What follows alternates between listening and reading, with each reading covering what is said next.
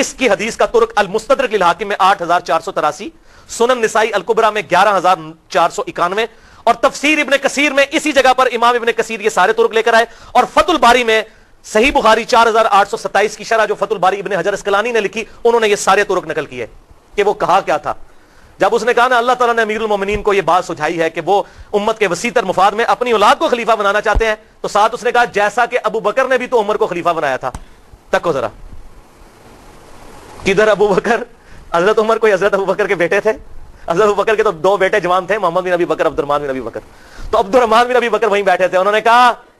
اور تو سیدھی طرح کیوں نہیں کہتا تیرا امیر المومنین معاویہ بن ابی سفیان کیسر و کسرا کی سنت کو زندہ کرنا چاہتا ہے، ابو بکر اور عمر کی سنت نہیں، ابو بکر اور عمر نے اپنی اولاد کو نہیں نوازا، اور تیرا امیر المومنین اپنی اولاد کو نوازنا چاہتا ہے۔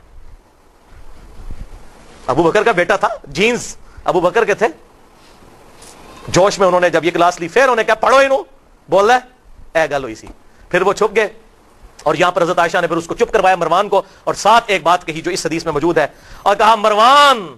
تو ابو بکر کی اولاد کے بارے میں بکواس کرتا ہے، تیرے باپ کے بارے میں حضور صلی اللہ علیہ وسلم نے فرمایا تھا حکم پر لعنت، حکم کی اولاد پر لعنت، تو اسی حکم کا بیٹا ہے مروان بن حکم، تو اپنے باپ کی پشت میں تھا جب اللہ کے نبی تجھ پر لعنت کر کے گئے تھے۔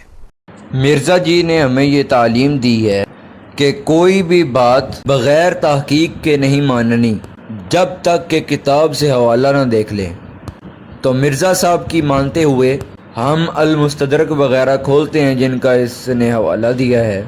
یہ المستدرک للحاکم کی حدیث نمبر 8483 ہے، اور المستدرک کا یہ PDF بھی میں نے ahlsunnatpak.com انجینئر کی ویب سائٹ سے ہی ڈاؤن لوڈ کیا ہے۔ یہاں پر ساتھ لکھا ہے کہ امام ذہبی رحمہ اللہ تعالی وہ فرماتے ہیں فیہ انقطاع، اس کی سند میں انقطاع ہے، منقطع روایت ہے، ثابت نہیں ہے۔ مرزا جی یہ ہڑپ کر گئے۔ دوسرا والا السنن الکبریٰ کا دیا اور تیسرا والا ابن کثیر کا دیا۔ پہلے ہم تفسیر ابن کثیر آپ کے سامنے پیش کرتے ہیں، دونوں کی صورتحال بھی آپ کے سامنے واضح ہو جائے گی۔